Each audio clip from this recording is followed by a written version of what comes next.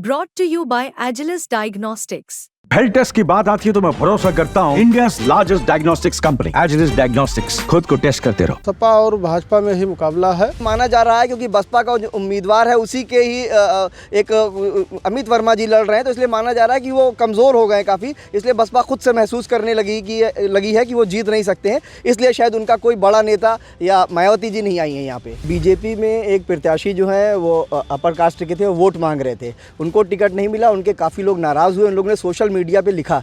अब देखना यह है कि उसका क्या असर होता है। उसे नाराज़ जो हैं उनके साथ वाले, अगर नाराज़ हुए लोग को नहीं मना पाई बीजेपी, तो फिर मुश्किल हो सकता है बीजेपी के लिए। नमस्कार, यूपी तक में आपका स्वागत है। आज कटहरी उपचुनाव के प्रचार का अंतिम दिन है और आइए हम जानते हैं, हमारे जो पत्रकार साथी हैं उनसे जानते हैं कि आखिर कटहरी का ऊँट किस करवट बैठने जा रहा है। हमारे साथ बातचीत के लिए अखिलेश तिवारी सहारा से हैं, अहमद मेहदी अवधनामा से हैं और सरबजीत त्रिपाठी जी हिंदुस्तान अखबार से हैं और दिग्विजय सिंह अमर उजाला से हैं। तो सबसे पहले हम बात करते हैं अखिलेश त्रिपाठी जी से।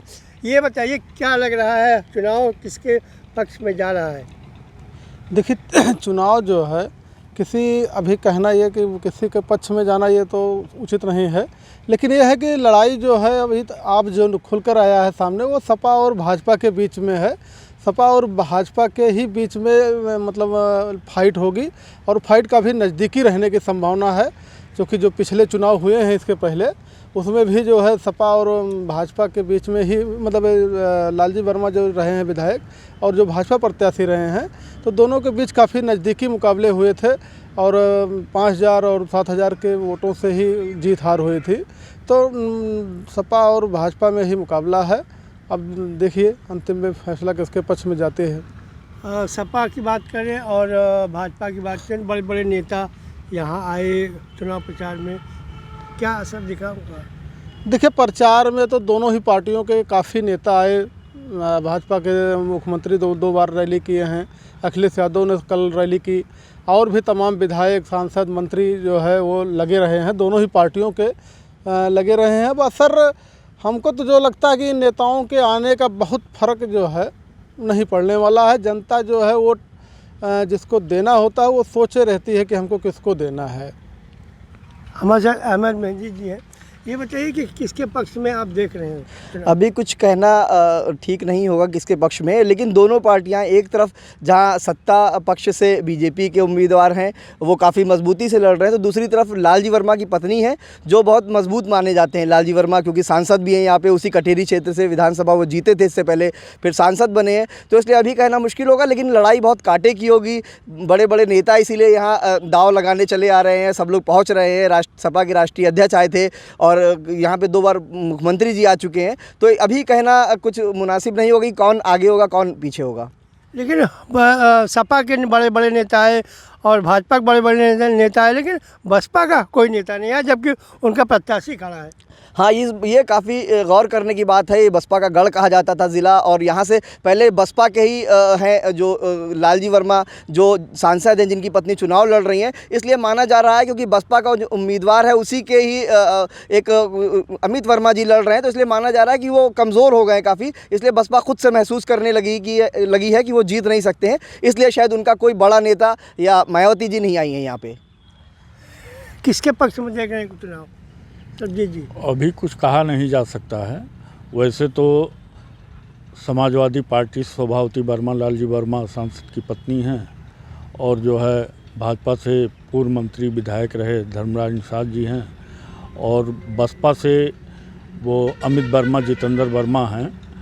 तो लड़ाई तो तीनों लड़ रहे हैं, लेकिन आमने सामने एक तरह से जो है लड़ाई सपा और भाजपा के बीच जो सिमट कर रह गई है। और हालांकि मुख्यमंत्री जो है 2 बार आ चुके हैं भाजपा की तरफ से, उनके तमाम दिग्गज नेता यहाँ, कई मंत्री वगैरह डेरा डाले हैं, और सपा से भी जो है तमाम जिलों से लोग यहाँ डेरा डाले हुए हैं। अभी कल उनका जो है अखिलेश यादव जी की सभा हुई है, और बसपा से जो है विश्वनाथ पाल प्रदेश अध्यक्ष जो हैं 1 महीने से यहाँ डेरा डाले हुए हैं। वो खासकर इस सीट पर कटहरी उपचुनाव में जो है पूरे 1 महीना से डेरा डाले हुए हैं।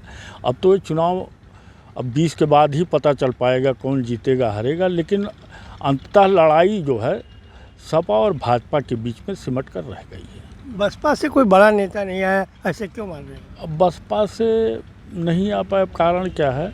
हो सकता है और जगह चुनाव हो रहा है, महाराष्ट्र में चुनाव हो रहा हो, वहाँ जाते हों, गए हों, लेकिन यहाँ तो प्रदेश अध्यक्ष के अलावा कोई नेता नहीं आया। दिग्विजय जी, किसके पक्ष में माहौल बनता देख रहे हैं आप? अभी तक जो सब कुछ निकल कर अभी सामने आया है तो वो सपा और भाजपा जो आमने सामने है और इन्हीं की लड़ाई मानी जा रही है।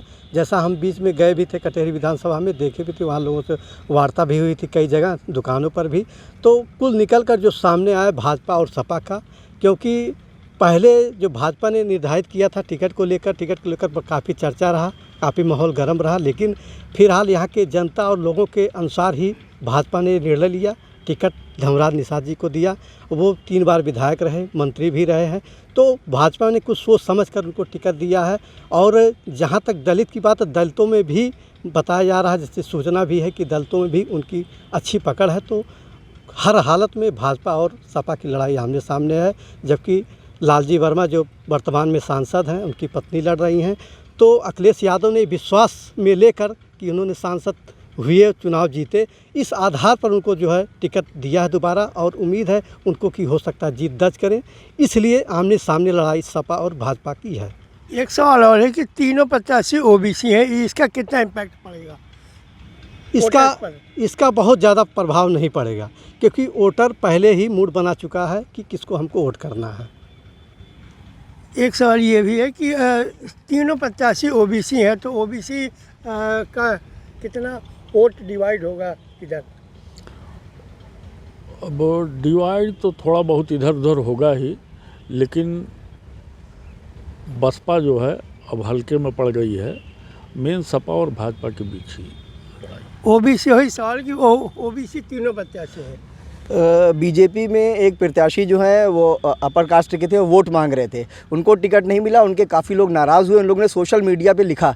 अब देखना ये है कि उसका क्या असर होता है, उसे नाराज़ जो हैं उनके साथ वाले, अगर नाराज़ हुए लोग को नहीं मना पाई बीजेपी, तो फिर मुश्किल हो सकता है बीजेपी के लिए। ओबीसी हैं प्रत्याशी तीनों, कितना फ़र्क डालेंगे?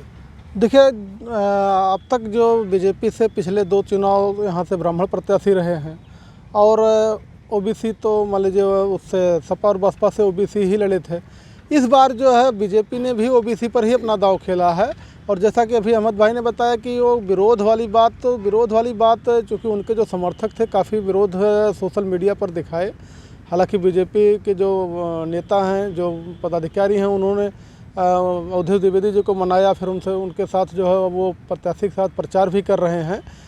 अब देखने पर तो ठीक है कि भाई सब अब अच्छा लग रहा है, लेकिन अंदर खाने में वो विरोध कहाँ तक जाएगा भी, इस पर जो है देखना होगा। फिलहाल बीजेपी ने जो ये ओबीसी कार्ड खेला वो इसलिए कि जो इनको रिपोर्ट जो गई थी, जो रिपोर्ट आ रही थी, बात आ रही थी कि ब्राह्मण और क्षत्रिय जो है एक दूसरे को वोटिंग नहीं करेंगे।